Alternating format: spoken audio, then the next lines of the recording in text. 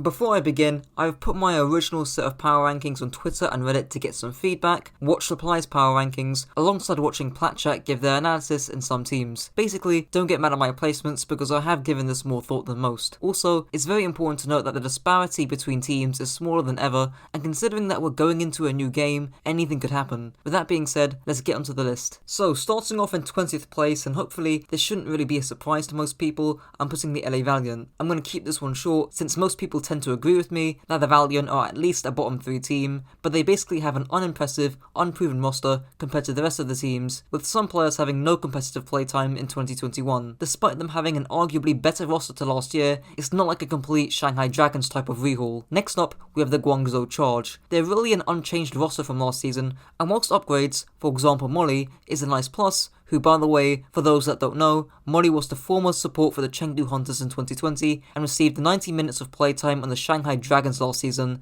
The massive upgrades that other teams have gotten put them 2 notches down from where they finished last season. In 18th place, we have the Florida Mayhem. With Overwatch 2 becoming more individualistic, fantastic rookie talent such as Sir Majid could certainly pull some strings. However, this roster does contain some unproven players, but just because they're in 18th place doesn't mean they're an incapable roster. I can certainly see this roster shake some things up, especially with Mira's flexibility, something that people aren't talking about, and fresh young talent for the coaching staff to play with. Maybe they could surprise me and be the new Paris Eternal for this season, but for now, I'm keeping them in 18th place. In 17th place is the Vancouver Titans. While some people have rated their roster higher up, I just personally see them as a set of solid, okay players. Shockwave is definitely an underrated DPS player though, and hopefully, the Titans can get some breadsticks throughout the season. In 16th place, I've put the Paris Eternal, with former head coach Get Amazed heading out of the coach spot, and the roster ultimately remaining unchanged compared to teams higher up. I just can't really put them much higher. In Costa's POV, the longevity of the Eternal may be questioned, with lower camaraderie when things don't go well in Overwatch 2,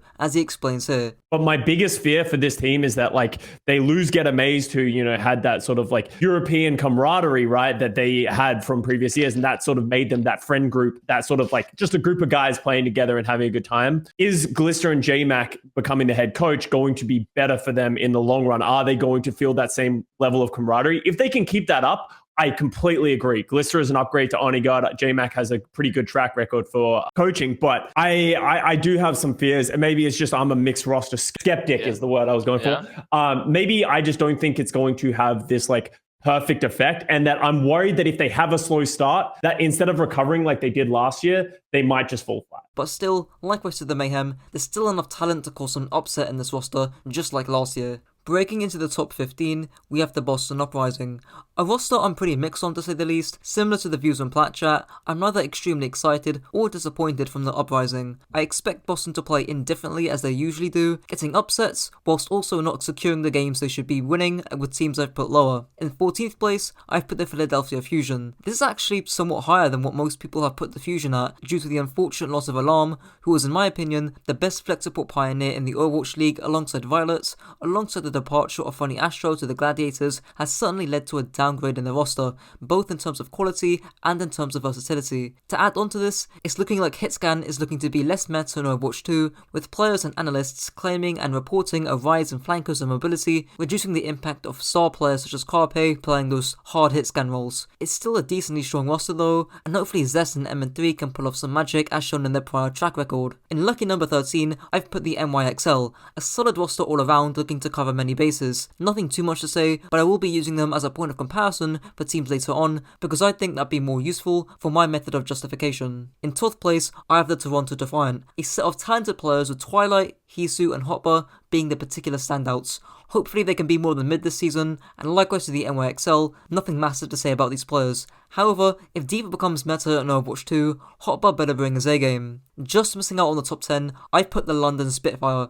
The hot take for this video, I think. Listen, people have just seemed to have forgotten that London were one teamfight, not just map, away from beating the Shock last season, and their last match against Dallas, which went 3-1, was very close and winnable on all maps. If this is how the Spitfire played before the signings of Provide, Admiral, Poco, Backbone, and Christopher, then I see no reason why London can't put up an even stronger fight. Hardy is also criminally underrated, suffering from the main tank syndrome of looking like a feeder, despite that being because of slight mistiming issues and ping playing a factor. I also predict D.Va being a strong solo tank pick, considering how versatile a hero she is, which is where Poco can start to shine. Overall, a very promising and flexible roster, although I may be biased because I am British and because of Spylo, so hopefully I don't look like a complete fool at the end of the season. Breaking into the top 10, I've put the Hangzhou Spark. Now initially, I actually put this team in A tier, but I moved them down slightly. I'll explain why I've rated them so highly. Yes, they've had coaching, management, and language issues before, but with players coming from Bilibili Gaming, a mixed roster that won contenders,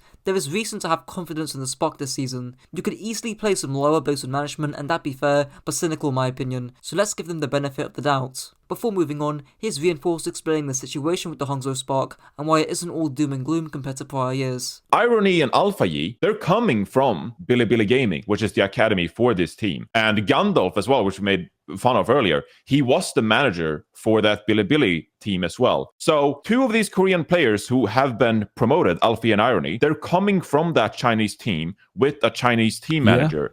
So hopefully that kind of experience with each other, despite the fact that they're different nationalities, carries over into this team from them having experience playing with, a mix of Korean and Chinese players and having different staff, etc. Now, it does become a problem when you address the coaching staff itself, like Miro, Neko, Changun, like how much experience do those guys have operating within a Chinese organization and Chinese players? That is going to be the main question, I think. But if you look at this situation compared to last year, I don't really think it's the exact same scenario. And I do think that this time around it's going to be a bit easier to meld some of these pieces together. So while it remains a question and a problem, I don't think it's exactly similar to the one last year. Just past the Spark, I've put the Atlanta Reign. Losing an integral part to your team, being Pelican, was a pretty significant blow to the Reign. However, Nero is still a solid pickup, and it's not like the Reign were a bad roster last season, which is what some people think. They seem to be the opposite of Spark in terms of coaching and management issues, with their roster being finalists last season, and their coaching staff not having an overt hand in controlling their players, hence I've put the Reign above the Spark. In 8th place, I've put the Washington Justice. In short, as long as Decay doesn't mould, the Justice are definite contenders for top 4 in their region. Players like Happy, Mag, Assassin, and Vigilante are also very solid for this roster. In 7th place, I've put the Houston Outlaws.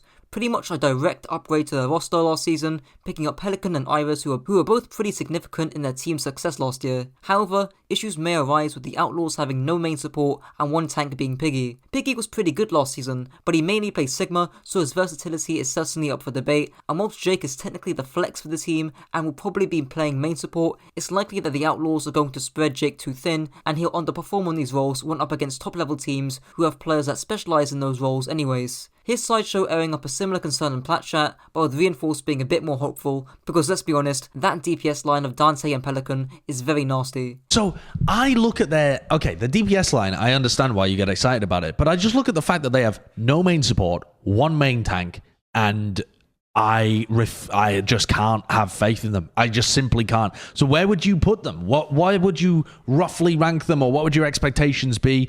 A reminder that you need to make top 8 to get into the mid-season tournament. They'd surely be fighting for that. I don't think they're like the Dallas Fuel of the world, but I think they're better than Boston. I think they'll be competing for top 4 in the NA region. Competing for top 4. So they'll be competing with Dallas, Shock, Washington, Gladiators, and Atlanta, I suppose. But I think they could definitely be better than one or two of those teams. I think they could be better than Washington. Yeah, it's interesting. Which actually, could be, when you take that's a look. quite hot, considering that Vigilante comes in, you have Decay on that team, Mag.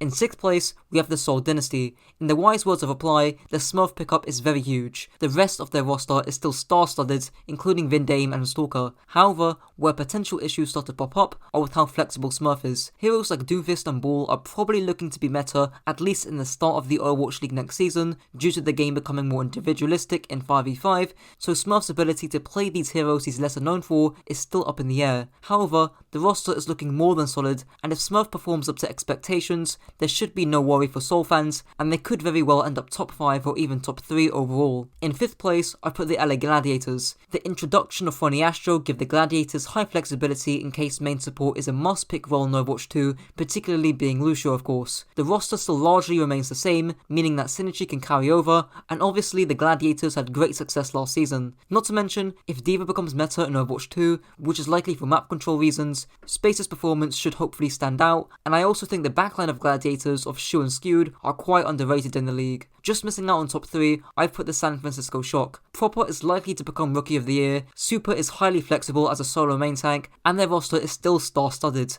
with Finn, Kilo and Sam still being top players, especially Kilo at his peak. However, issues may arise with the Shock having no flex support with Finn and Violet as their backline, meaning that despite Violet showing some good brig gameplay, if Lucio or Mercy becomes meta, there could be some issues. However, I have full faith in Proper coming into this season, and just to show how good Proper is, he overshadowed Pelican when they were both in contenders, and we all know how much praise Pelican got last year on the Reign and carried them to second place, so just imagine what Proper could do. To add the cherry on the top, here's Reinforced giving a funny hot take on Proper's impact next season to again reinstate how good Proper is. Proper is so good that one could realistically say, like, Proper is going to come into the league and reputationally do to Profit what Jonak did to Ri Hong in 2018, which is just come in and revolutionize the role and just like set the bar, like just raise the roof immeasurably. We've never seen anything like it. So I don't believe that hot take, but he's that good that I really did have fun with that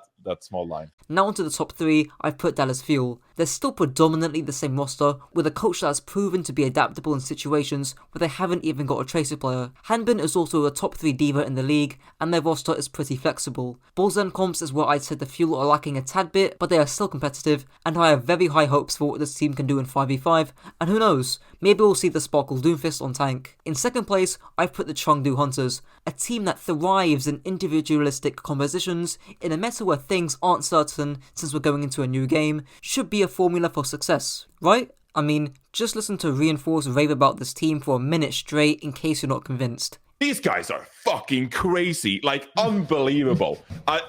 This is it. This is it, guys. This is what we've been waiting for like 3-4 years, okay? It started out with the funny shenanigans, like the Roadhog compositions and Bastion comps in like 2018, 2019, Chinese funny region. Then we got Among, the Giga Chad overpowering Super with the Reinhardt duels. No, it was not. It was Bumper, I think. Like, this is it, okay? The Chinese region is about to launch into fucking space, and they're not stopping at the end of the galaxy, okay? They're going to fucking Tatooine. These guys are nuts. Wouldn't Tatooine potentially? Well, I guess like yeah.